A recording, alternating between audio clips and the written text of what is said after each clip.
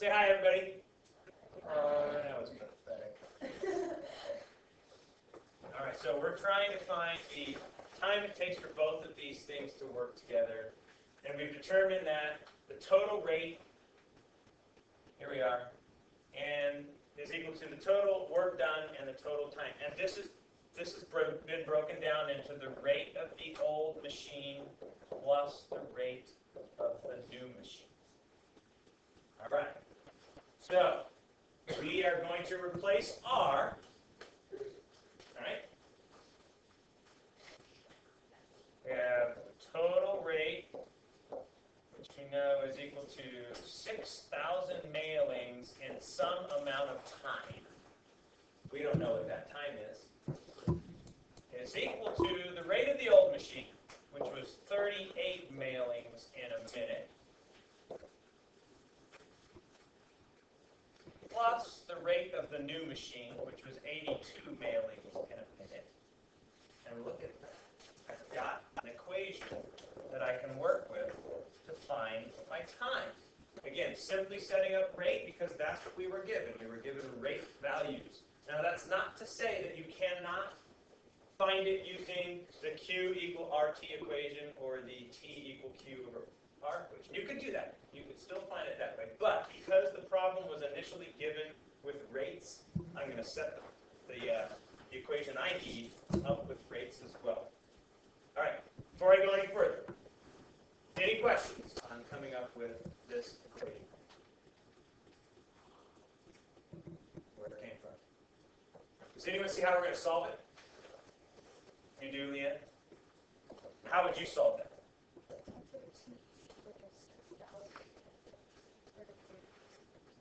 No? All right. Okay, so you did a little work there and you rearranged everything. If I had an equation like this where I've got a fraction equal to two things, or first if I can add those things up, right? 38 and 82.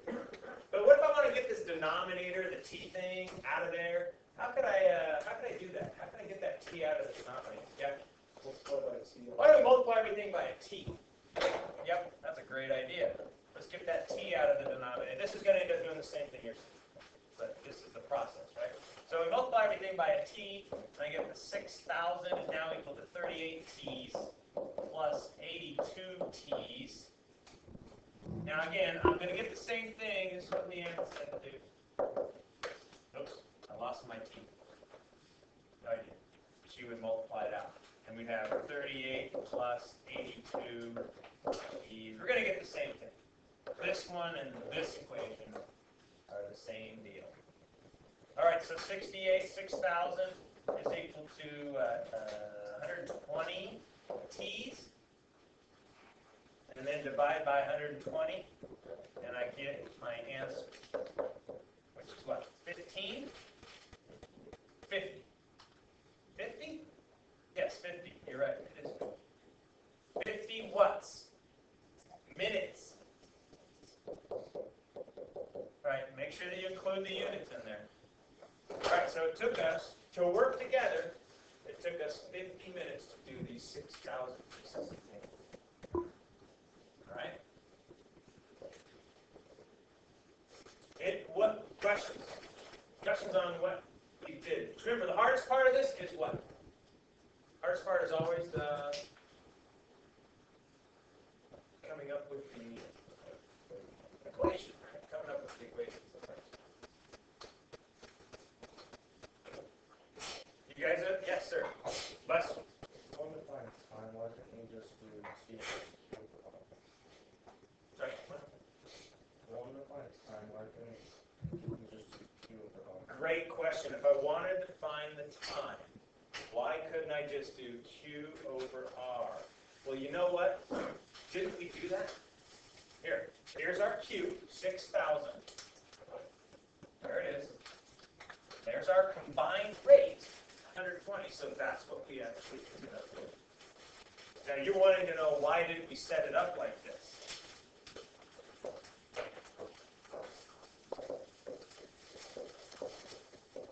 Rate old, Q new. Is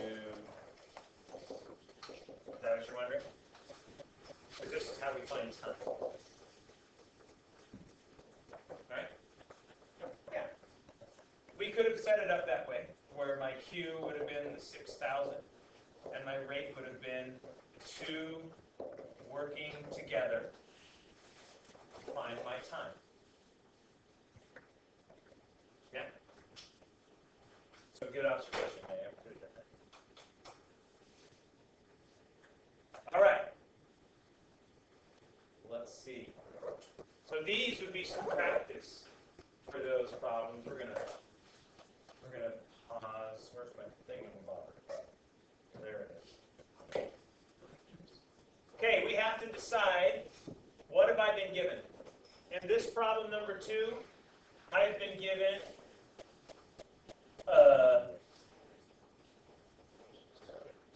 prepare the mailing in 6 hours for the old.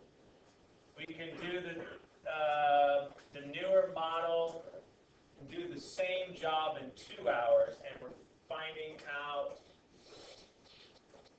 Oh, with the help of the newer model, we're doing the job in 2. Okay, all right, a little different. So the old one we know takes 6 hours. The old one and the new one together. So that's what's the difference about this problem versus the one we just did. With the help of the new means this is what results when I'm working the old one and the new one together. Right? It's not the old plus the new on this one. I wasn't looking at that. That's good to know. So we got the help of the new one, and it's doing the job in 2 hours. So those are both rates. A rate of an old is the Q of the old machine and the time of the old machine to do that. But in our problem here, our Q is just this job, the one job.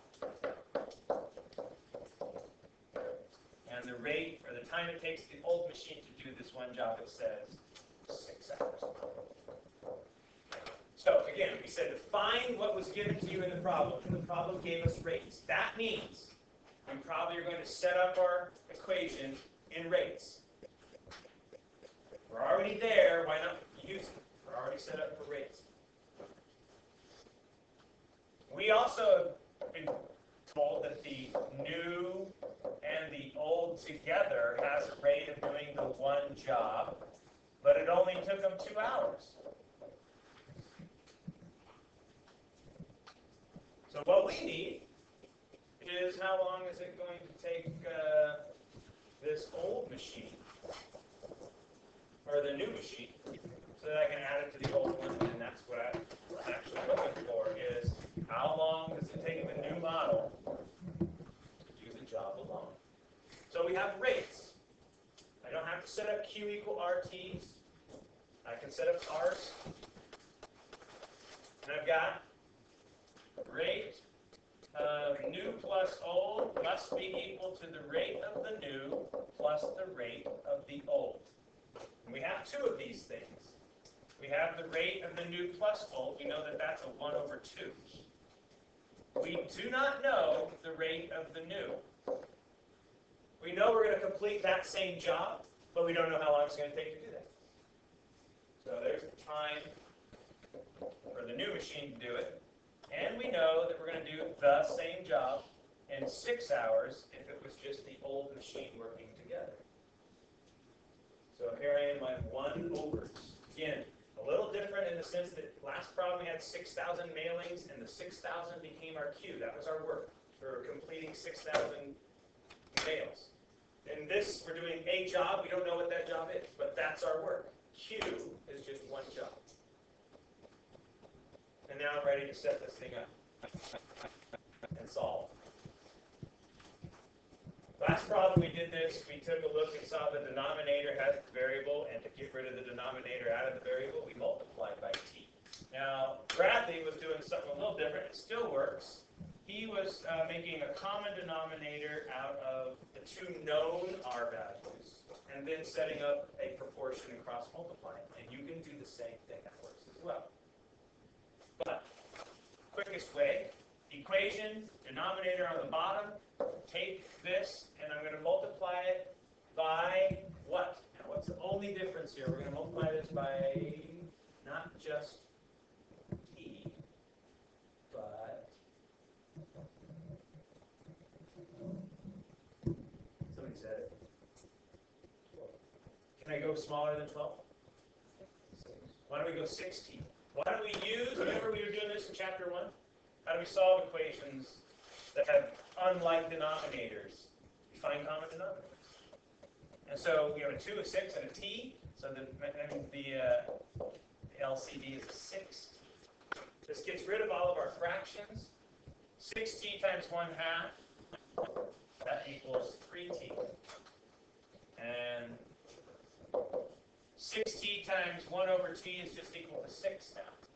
And 6t times 1 over 6 is just equal to t. All right, no more fractions. Put all of our t's together. So subtract the t. And it takes us, if I just use the new machine, it would take us 3 hours.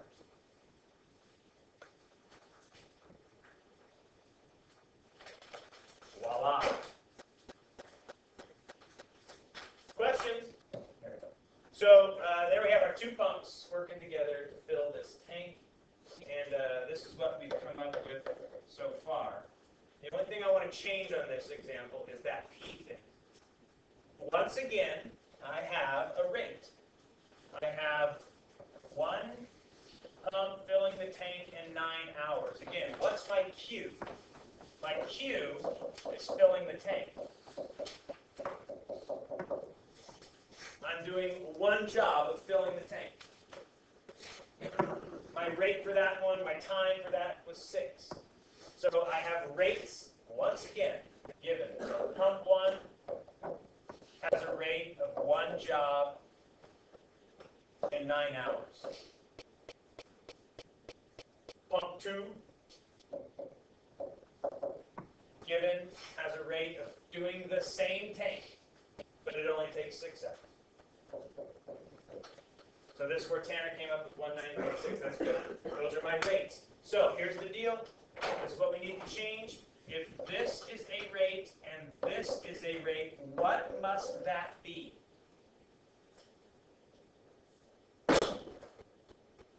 What must that be? 2 rates have to equal a what? A banana? What do they have to equal?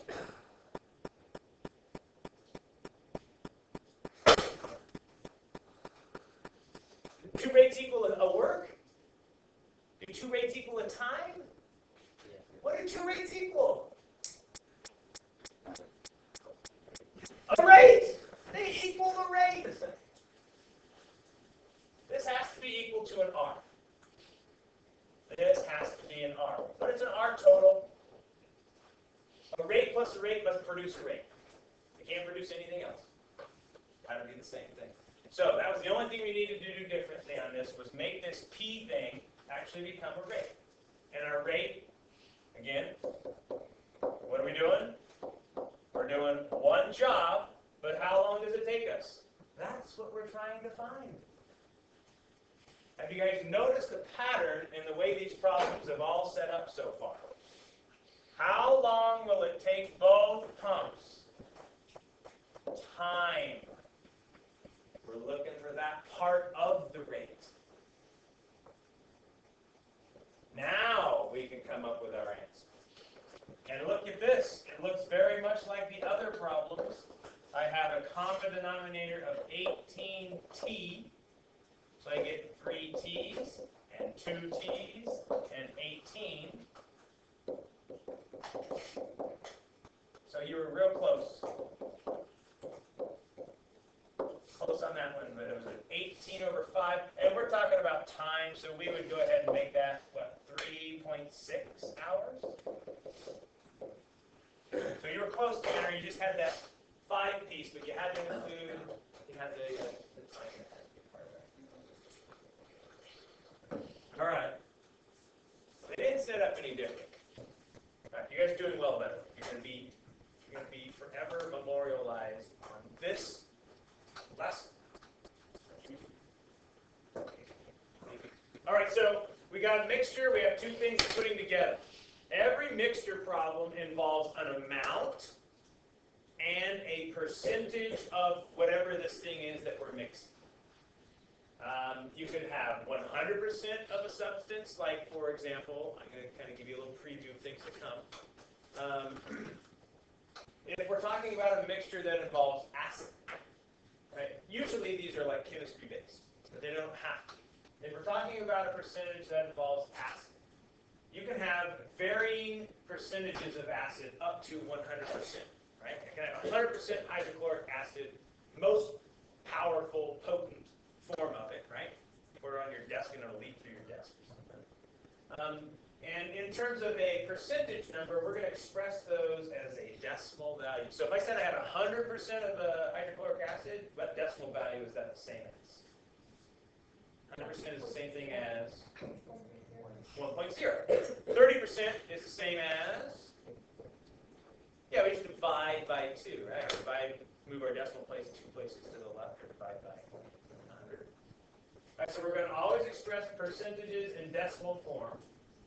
And then this amount of the substance, right? That's how much is in the beaker. I don't know, is there 300 milliliters? Is there 20 milliliters? Whatever it is. And they all set up this way. They all will set up as a product of how much of the solution, and then what is that solution's percentage. Amount times percentage. Just like our rate problems are always Q's over T's. These are going to set up the same way. And look at amount times percentage plus amount times percentage must equal amount times percentage. Has to be the same thing. Okay. So there it is. That's my golden rule right there. If I'm going to put anything on my formula sheet, I would put this in here. Amount times percentage plus amount times percentage equals amount times percentage. All right, well, usually, if you're mixing two things, you know a given amount. And then you want to get a different concentration. And the concentration is related to the percentage. I want to make a 100% solution become a 70% solution. It means I need to dilute it. It means I need to add something in there to bring that 100% down to a 70. Means you're probably going to be putting something that has less percentage of hydrochloric acid, if we're sticking with that example. All right, let's try something. How many liters of a mixture containing 80%? So here's my beaker, has 80% solution of alcohol. Should be added to 5 liters of 20% solution. So first of all, let's get something straight. If we're talking about solution type problems, these mixtures have to be the same thing. If one of the containers has alcohol, the other one must have an alcohol in it. Or there's one other thing that I could add to some of this stuff that's not alcohol that helps me dilute, and we'll talk about that in just a second. We'll get there. So here we go, a little picture, right? You guys are picture people. Here's my beaker number 1, and this is the one that has the 80% solution. And I am adding, right? Adding to another beaker, and this beaker has a 20% solution, and I'm yielding. Oh, what does that mean? What does that mean? Well, I'm equal. There you go. I'm equal to. I want to get a 30%. So I want to end up with a final beaker that is only 30%. So here's the dilution process that we were talking about, right? 80% diluted with 20%. It brings that percentage down. We just need to figure how much do we need to put in there. The more I put in at 20%, the more I can dilute my solution. So there's my percentages, and then let's talk about the how much. Well, this first part of it, how many liters of a mixture, that's what we don't know. There's my question. I don't know so there's my x. We're going to let x represent the number of liters of this mixture, and we'll go ahead and put that right there. There's mixture x. Okay, and then we take a 20% solution, and this 20% has 5 liters in it. So we know actually how much is in this second beaker. 5 liters. And then we're going to now here's the tricky part. Ready? Put your brains on. Watch this now. nothing up the sleeve. I have X amount of liters in this hand. I have 5 liters in this hand. When they come together, how much do I have? Bingo! I have X plus 5. Can I combine those, or are they like terms? No, they are not 5X. They are X plus 5 because they are different terms. And so that is what I've got in this last beaker is X plus 5 liters. All right, there's my visual. Is that helpful? Yes. Jeff, you're still awake there, my friend? Yeah. All right, looks like you're about ready to go half-mast now. Beaker plus a beaker, I get a new beaker, different percentage, a new amount. Do you guys see the equation set up right here? The pictures? You're shaking your head there, Mr. Rosen. What is it? What's my equation going to look like? 80x plus. Okay, hang on. Let's take 80 and make it a percentage. So it's not 80. It's what? 0.8x. Plus 0.2. 0. Let's always, we have decimals, you guys. Always put 0 in front of it. 0.2 what? Times 5 is equal to 0.3 times x plus 5. Look at that. Look at that. It's beautiful. Percent amount. Percent amount. Percent amount. They're all the same. All right, and then we're going to go ahead and solve this thing. So 0.8x plus, what's 5 times 2? 0.2. Anyone know? 1, yeah. And it's 10, and move the decimal back 1, so it's equal to 1. It's equal to distribute 0.3x plus 3 times 5, 15, move the decimal back to the left 1 is 1.5. Get all my x's on the same side. 0.5x is equal to, get all my constants on the other, 0.5. Oh, man. Oh, no, Meyer. 1. And then divide by 0. Okay, 0. I'm dividing by a half. All right, might as well have this little discussion. I have 1 divided by a half. What does that equal to? 1 minus 1. Is it 1/2?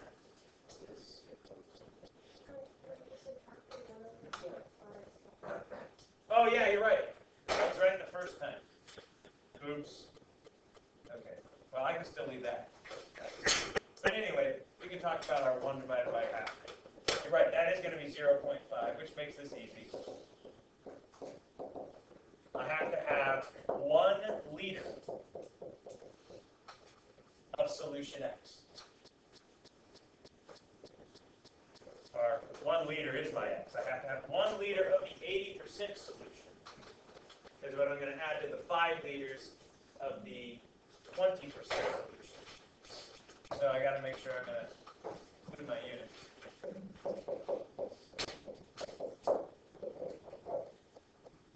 All right. Hey, can we just real quick talk about this? What does that equal? Because we're going to have some stuff like this. What is 1 over a half?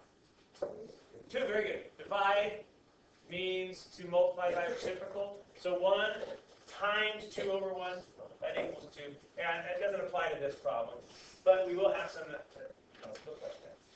So there I am. 1 liter of the 80% is what I need to add to the 5 liters of the 20%. And I diluted it enough to get to 30%. Right? In chemistry, aren't you guys doing this? Are you guys doing stuff like this in chemistry yet? No, not yet? All right.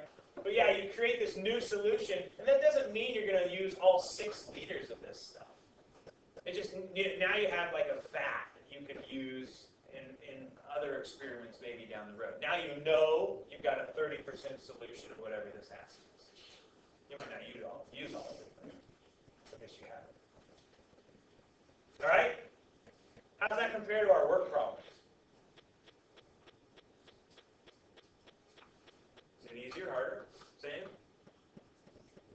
A little easier? All right, shall we skip around? Let's go peek.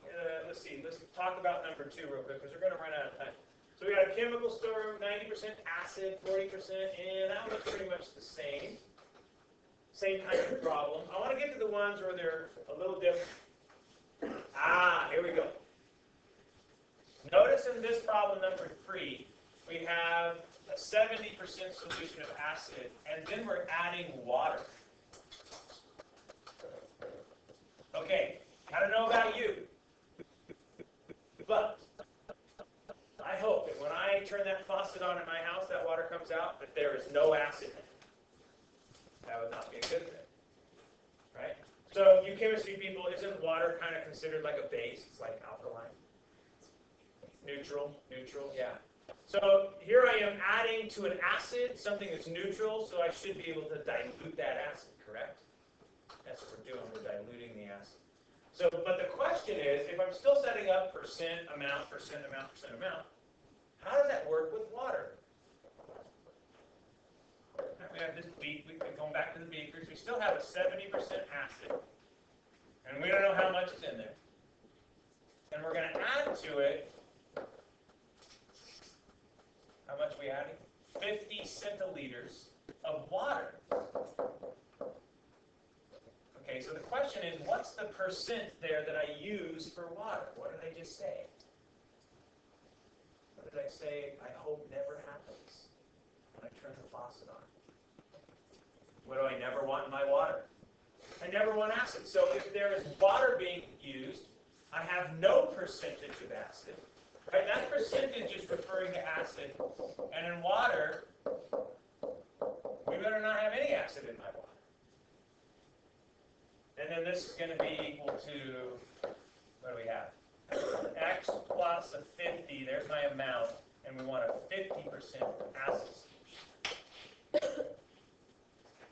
So I have my equations all ready to rock and roll here. I got 0.7x plus 0% times 50. Well, that just means I'm not going to even use that. But I will use it over here. 0.5 times x plus 0. Right, there's that. And then we can go ahead and solve it. So that 0 times 50, that's just going to disappear. And I'm going to go ahead and find my answer that way. I'll let you guys kind of knock the rest of that around. I want one more here to look at, and that is what happens when it's a full solution of acid. We talked about that. I think this one is... No. Oh, here we go, number 6. Here we're trying to get an 80% solution now, and instead of mixing a diluted, we're mixing pure acid. So again, pure acid, it's the opposite of our water. It's not neutral, obviously. So in terms of a percentage number, what am I going to use for pure acid? Yeah. So percentage-wise, pure acid is 100% acid. So set my equation up for me. What's it going to look like? Pretty sold.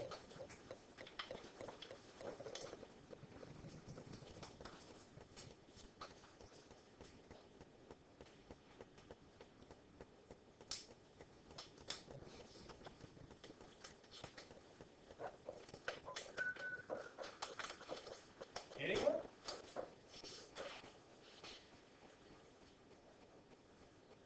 What am I trying to get? What's my outcome that I'm trying to have? All right, so I want to get a beaker that is 80%. Well, not 80. 80% of this solution. 80% acid. I'm getting that by mixing these two. What are the two that I'm mixing?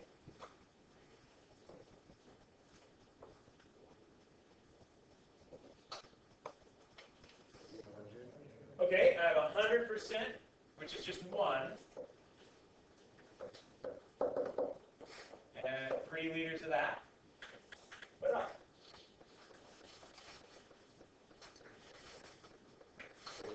I have a 40%, and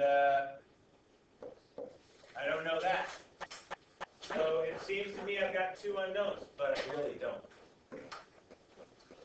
question is asking for how much of this 80% should I end up with. Well, that 80% is made up from the 3 liters that we start with plus this X amount that we're adding. So I really do know what it is, I just don't have a number for it yet. I have it as an X plus 3 value. And there I am setting up my percentage amounts. 3 times 100 or 0.1 or 1. That just becomes 3. That's 0.4 and 0.8 times X plus 3. So they're all setting up the same way. All the time, these mixture solutions will set that way. All right.